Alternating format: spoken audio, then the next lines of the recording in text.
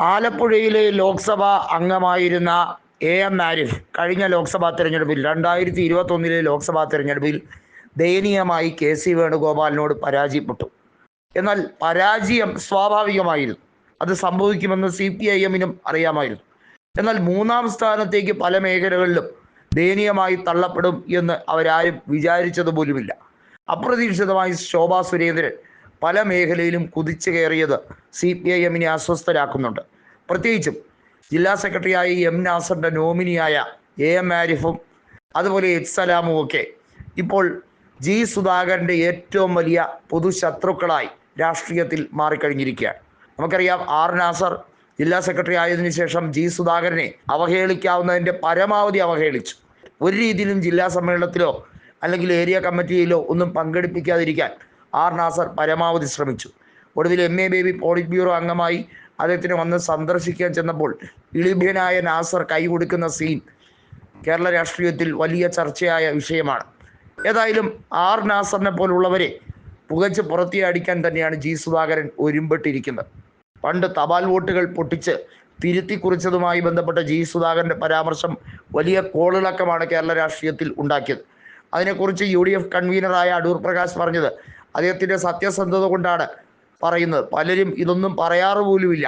CPIM-ൽ നടന്നിട്ടുള്ള അക്രമ രാഷ്ട്രീയവും അതുപോലെ തന്നെ അവരുടെ ഇത്തരത്തിലുള്ള സർവീസ് വോട്ടിലെ തിരിമറിയുമൊക്കെ നോക്കിയാൽ നിരവധി കാണും എന്നാണ് അടൂർ പ്രകാശ് കൃത്യമായി പറഞ്ഞത്. ഏതായാലും ഇപ്പോൾ പുതിയ വിവാദത്തിന് തിരികൊളുത്തുകയാണ്. കൃത്യമായി പറഞ്ഞാൽ ദലീമ ജോജോ പ്രദാനം ചെയ്യുന്ന മണ്ഡലമാണ് ആലപ്പുഴ ജില്ലയിലെ അരൂർ നിയോജക മണ്ഡലം. അടുത്ത തവണ ദലീമ ജോജോയ്ക്ക് സീറ്റ് നൽകില്ല എന്ന് ഏറെക്കുറെ ഉറപ്പിച്ചാണ് നാസറിൻ്റെ മുന്നോട്ടുള്ള നീക്കം.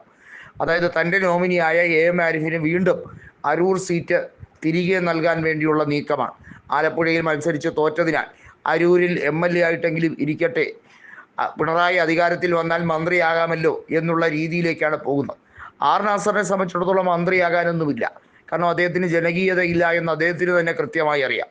എന്നാൽ തൻ്റെ നോമിനിയായിട്ടുള്ള H. സലാമും അതുപോലെ എം ആരിഫും ഒക്കെ വലിയ നേട്ടങ്ങൾ പാർട്ടിയിൽ കൈവരിച്ചാൽ സ്വാഭാവികമായി അതിൻ്റെ ഗുണം കിട്ടുക നാസറിനാണെന്ന് കൃത്യമായി അറിയാം.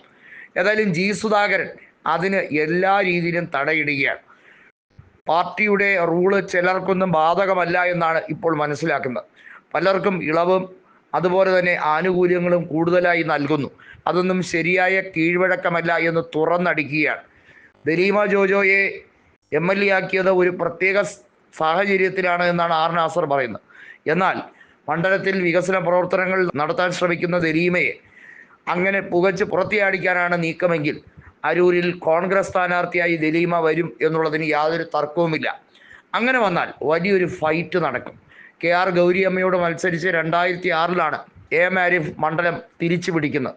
എന്നാൽ 2011-ലും 2016-ലും ക്രമേണ ഭൂരിപക്ഷം വലിയ തോതിൽ വർദ്ധിപ്പിക്കുകയും ചെയ്തു. ദലീമ ജോജോയാണ് കഴിഞ്ഞ തവണ മണ്ഡലം നിലനിർത്തിയതെങ്കിലും അതിനു മുമ്പ് അരൂരിലെ ഉപതെരഞ്ഞെടുപ്പിൽ 2000-ഓളം വോട്ടിന് ഷാനിമോൾ ഉസ്മാൻ ജയിച്ച മണ്ഡലമാണ്.